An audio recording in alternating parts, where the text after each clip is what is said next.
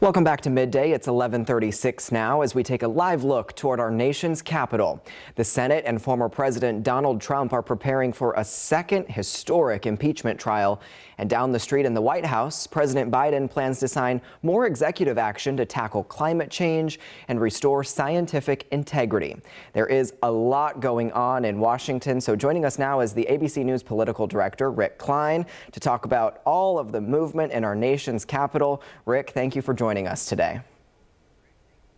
My pleasure. Great to be with you. I do want to start first with the impeachment trial because only 5 GOP senators voted to move forward with it. And so we're curious, what does that mean for the Senate trial?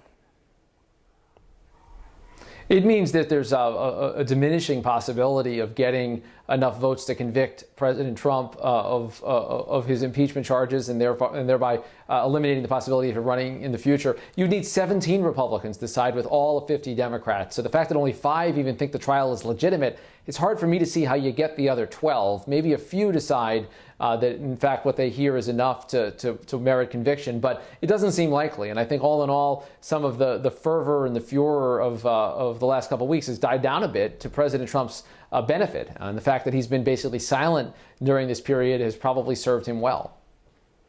Something we definitely have to keep watching, but we also want to talk about President Biden because he's signed some executive orders rolling back some of the former president's policies. And so how could these executive actions impact the White House's relationship with Congress?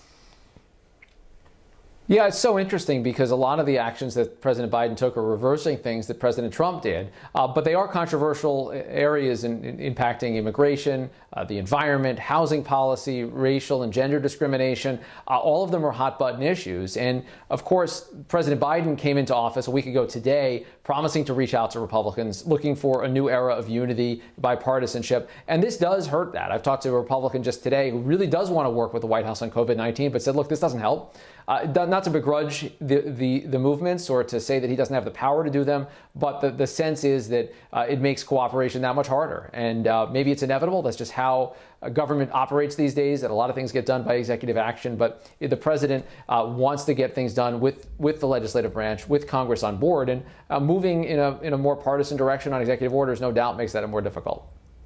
And we also want to ask you about an issue that's probably on the minds of a lot of Americans, stimulus checks, because President Biden's $1.9 trillion plan includes another round of relief payments. So what kind of hurdles could that face in Congress, even with a Democratic majority? Yeah, it's the kind of thing that I think if you just had a straight up or down vote in the House and Senate on it, it would pass rather overwhelmingly and the president would sign it. But that's not how Washington works. There's other asks that get part of the equation. The White House is going to want that to be packaged with some other priorities.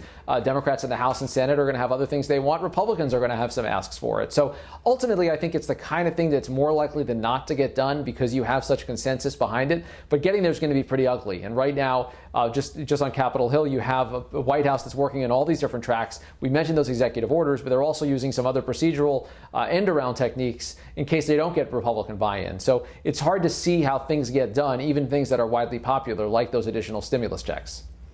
All right, ABC News Political Director Rick Klein, thank you so much for joining us on this Wednesday midday. Have a good rest of your day. Thank you. Thank you.